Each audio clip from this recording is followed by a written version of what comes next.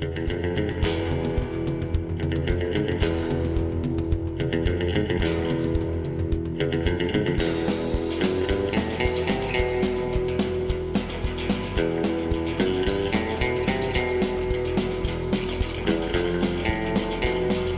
again.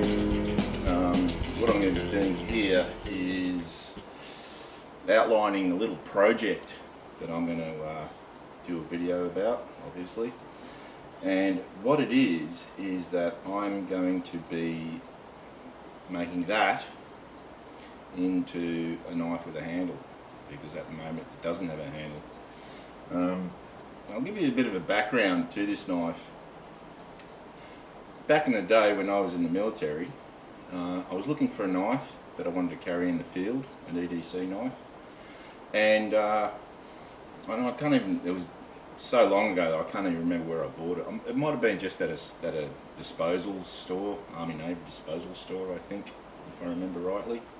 But what it is, or what it was, is essentially a blatant rip-off of the US Ka Bar, the Marine Ka Bar knife. And there's a few, well, there's one difference really, and that is that even though the handle was made of the leather washers, the bolster pretty much the same, just a flat piece of steel with a slot in it, but the pommel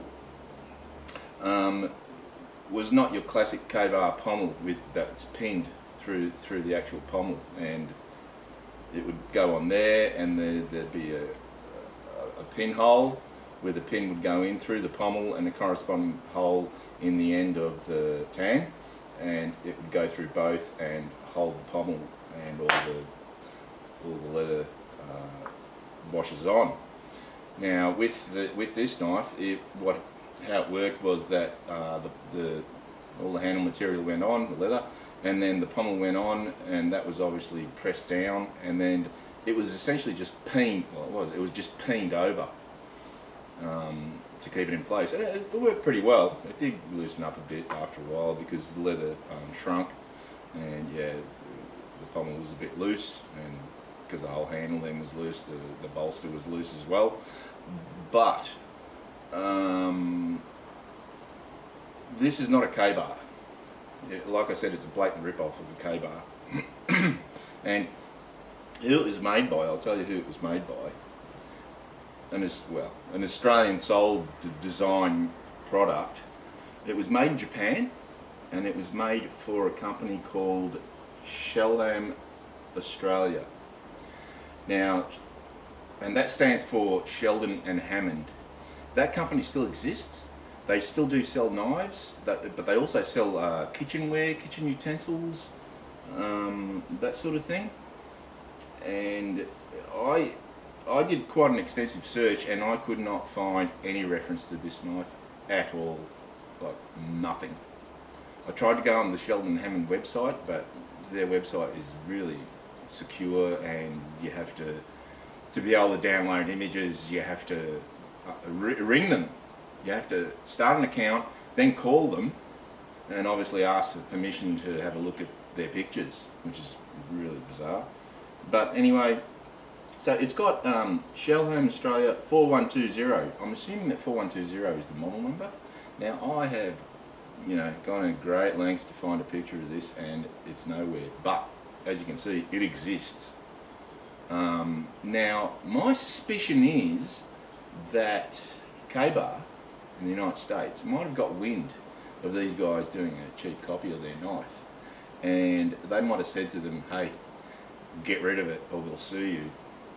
Whether, I don't know, I'm just speculating, but the fact that I cannot find any record at all whatsoever of this knife, no pictures, that model number 4120, nothing. I cannot find anything. So that's a bit, that's a bit suspect. But in any case, the actual steel that it's made of, I'm pretty sure that it's what's it called? It's 1095, if I reckon it's $10.95 because it's a really good, like it's really held up. It's got a few chips out of it because I did put it to pretty good use in the years that I was in the army. And so it's a really good steel. So I really want to bring it back to life and put a decent handle on it. I'm not a big fan of the round leather handles that the Ka Bars come with. I'm really not. I prefer more the Ka Bar Becker. Well, actually, the Ka Bar Becker replacement micarta handles, which I put on my Ka Bar Becker BK7. And so what I'm going to do is actually put a micarta handle onto this as a one piece.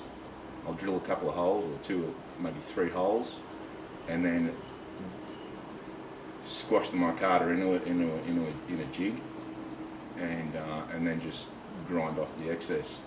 I might make a mess of it, I don't know, but it's really worth doing because the steel, like I said, is really nice. It sharpens up really good, keeps a decent edge, and I don't really want to throw it away because it's got sentimental memories as well. But generally speaking, it is a good knife, and I'd really like to carry it again and make use of it. And it fits in the, like I've got it. It fits in the Ka Bar sheath perfectly, so, because it was literally an exact rip-off of the Ka Bar, except for the pommel being a cheap painted over thing. So, and what I'm going to make the micarta out of is this stuff. I've got tons of it because a while ago, some time ago, I bought I think it was a second-hand French duffel bag off a website, and it had a big hole in the bottom of it, so it had a few holes in it. So yeah, that was pretty useless. But I've saved the canvas, and it's old school military, really thick canvas. So that, I reckon that's going to make an excellent canvas micarta. So that's what I'm going to make it out of. So I'm just filming the before. So as you can see, it's just a bare partial tang Ka Bar style knife. Style, because it's not a Ka Bar. And then I'll do some filming of manufacturing the handle and the end result. So hopefully, hopefully it's going to be a bit of fun, and you'll get to see a really nice knife at the end of it. Anyway, that's about it, and till the next instalment of this video. Alright, I'm ready to go. I've just got a couple of pieces of wood for the jig, a couple of clamps, pieces all cut up to size, roughly the size that I want, and yeah, just going to mix up the resin now. Now I'm going to mix up 50 mils or 150 mils, and I need 60 drops of hardener in that. 60 drops. So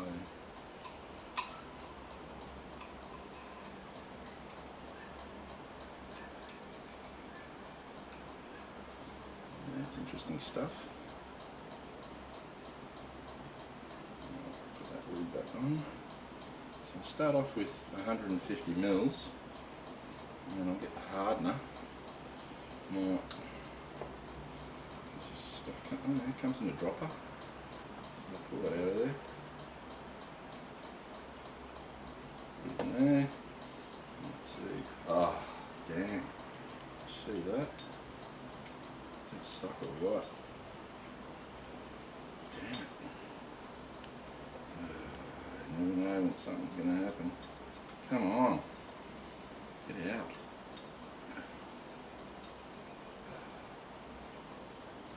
Alright, so 60 drops.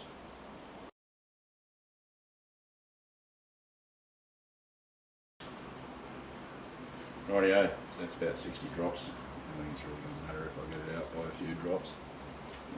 Now, stir it all up. This bottle's probably a bit too small to do the mixing in, but whatever. Now, I'm just going to pour this in here. I think that should be enough. You know that? I think that should be enough. And I'll mix it up while it's in there, because that's a lot of liquid.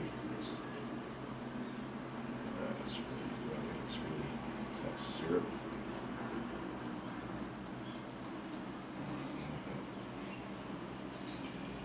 Yeah. So mix that up. Make sure that hardens all the way through. And then chuck the pieces in one by one. And to do that, before I start, I'm going to fortify myself with some rum and cola. Yeah.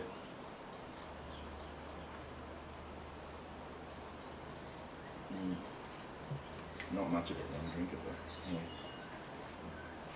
Now and then I get a taste for it. I prefer beer.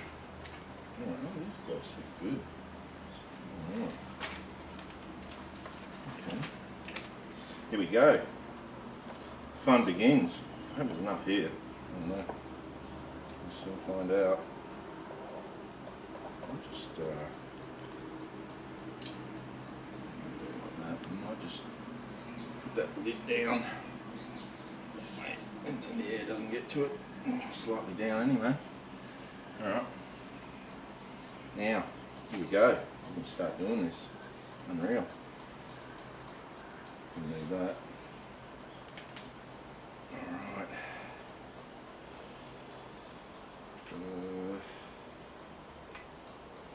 I've got a piece of cardboard under there, so that's not going to soak into my beautiful table. Alright, let's have. Maybe I just need a pair of tweezers or something, or I don't know. Just I should just hook him by hand. Get out of the way. I'm going to see what I'm doing. I've got some room, so I'll just go blip.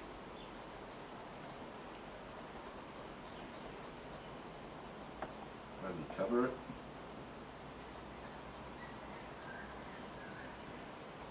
Yep.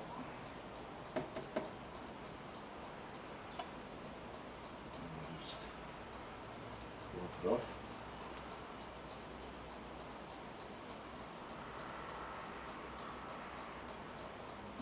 First one down, in the right spot.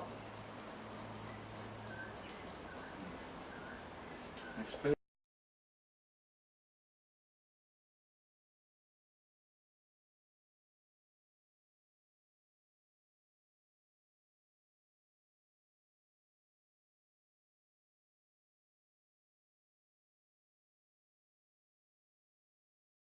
Take some off, then add some. I don't know, the more, some of you guys might be saying, oh God, oh, look, what is he doing? This is so rudimentary, so basic, so half-assed. Well, like one of my old bosses used to say, it ain't going to the moon.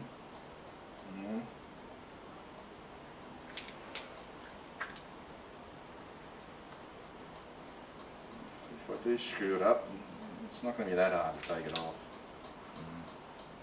With chiseling probably. Yeah, whatever. So 150 was plenty. Plenty. So I've still got heaps left for the next job. Yeah. And I actually, yeah, if I do really well with this, or if this proves to be reasonably successful, my what's it called? Old hickory 7-inch butcher's knife that I modified. I'll stick a micarta handle on that because that's $10.95 as well. Yeah, it's beautiful steel and a beautiful old knife. Now this is the interesting part. This is the interesting part, which I didn't actually plan for, so I screwed up. Yeah, I got it. Get this crap on the blade. Now, look at these bits. And look at this. What I'm going to do is, that's too high. Put the knife in there. Prop it up with these spaces. see what I'm doing. Just to hold the blade up. Yeah, again, I know it's half-assed, but again, it's not going to the moon. And, it's just I press it down. Then once I've pressed it down, then I'll be able to try and get that straight. Then I will be able to. As I said, then I'll be able to remove a few. Just hold that blade up. Alright, so the top bits. Here we go.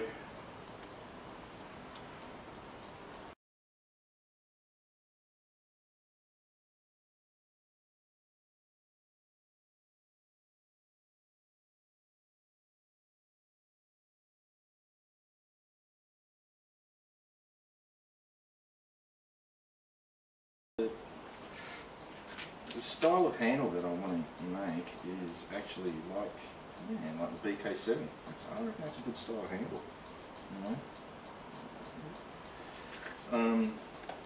Or the SRK, yeah, I like the style that is. I wouldn't mind replacing the handle on that too. I don't like rubbish, plastic, rubber. Yeah, my carter's the way. Right, canvas my carter all the way.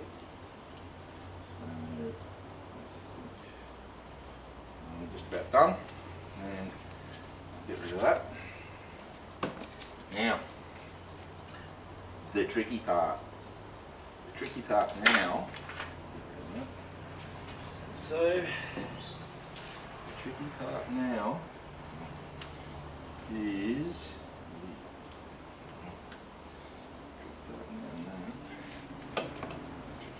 Now is to prop this up. Take them off. I'm making a mistake here, but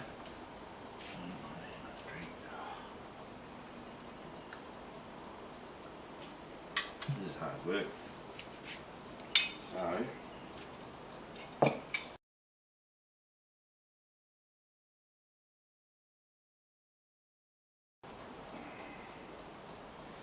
As you can see, I didn't really prepare very well, and it's the first time I've done it, so I'm learning as I go along.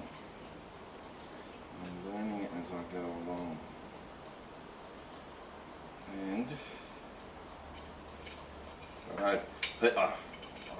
I can't even begin to imagine the comments that I'm going to get from the my carter aficionados who know what they're doing, and self-professed knife makers, whatever. But hey, as I said, I've never done this before, and I don't really know what I'm doing. I'm just making this up. So now what I can do is prop this up. Okay. Ooh, that's pretty heavy. Alright, prop it up that way. How's that? It's stiffer. Oh, just tip over now. Didn't want to tip over before. Alright, so let's have a look at that. How's that look? Squeeze it more. More squeeze. Well, it's not, because I've got clamps pretty well in the centre, it's pretty well central. Oh, that looks good. It's going to go all over the blade. I'll clean that off. Yeah. As I said, it's not going to the moon. So squeeze that. Squeeze it till she can't get squeezed anymore. That's about it. That's about it. Yeah, that one's done. This one, oh yeah, that's done.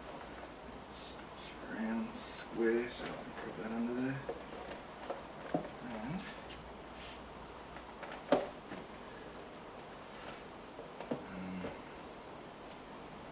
there. drink. Yeah. So, can't believe it.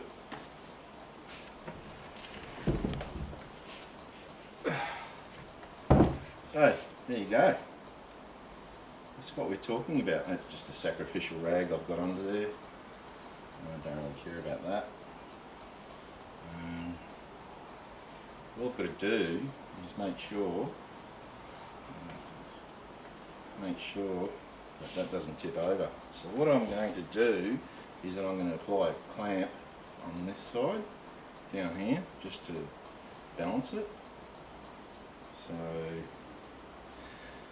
So I'll leave it like that overnight. I'll put a clamp there just to balance that side. I'll leave it overnight and we'll see what happens. So until then, see you later.